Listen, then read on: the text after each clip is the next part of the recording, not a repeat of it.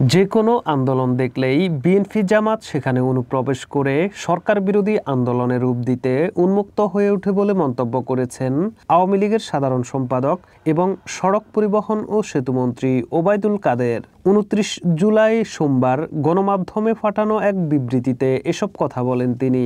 BNP মহাসচিব মির্জা ফখরুল ইসলাম আলমগীরের রাজনৈতিক উদ্দেশ্য প্রণোদিত বিভ্রান্তিকর ও উস্কানিমূলক বিবৃতির নিন্দা ও প্রতিবাদ জানাতেই এই বিবৃতি দেন সেতুমন্ত্রী।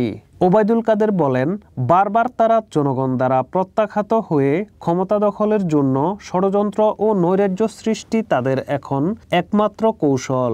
যে কোনো আন্দোলন দেখলেই তারা সেখানে অনুপ্রবেশ করে সরকার বিরোধী আন্দোলনের রূপ দিতে উন্মুক্ত হয়ে ওঠে। তিনি বলেন, মির্জা ফখরুল সহ বিএনপি নেতারা কোমলমতি শিক্ষার্থীদের কাঁধে বন্দুক রেখে বর্তমান সরকারকে নিশানা করেছে। শিক্ষার্থীরা তাদের দাবি নিয়ে আন্দোলন করেছে এবং সরকার তাদের সব দাবি পূরণ করেছে, অথচ মির্জা ফখরুল এখন সরকারের পদত্যাগ দাবি করছেন।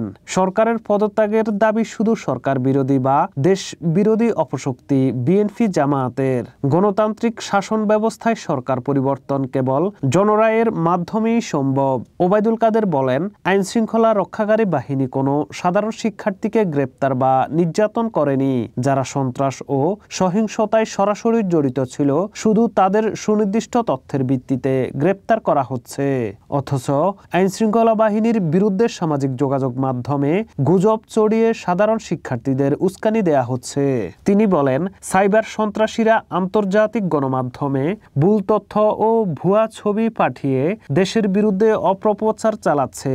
বিএনপি জামাতের সশস্ত্র ক্যাডাররা মেট্রো রেল, বিটিভি সহ রাষ্ট্রের বিভিন্ন গুরুত্বপূর্ণ স্থাপনায় সুপরিকল্পিতভাবে হামলা করেছে। আমরা সুস্পষ্টভাবে বলতে চাই, যারা ইতিহাসের ন্যাক্কারজনক ধ্বংসযজ্ঞ ও হত্যাকাণ্ডের সঙ্গে জড়িত তাদের সবাইকে আইনের আওতায় আনা হবে। জনগণের শান্তি, শৃঙ্খলা ও রাষ্ট্রের নিরাপত্তা রক্ষায় সরকার সর্বোচ্চ কঠোরতা প্রদর্শন করবে।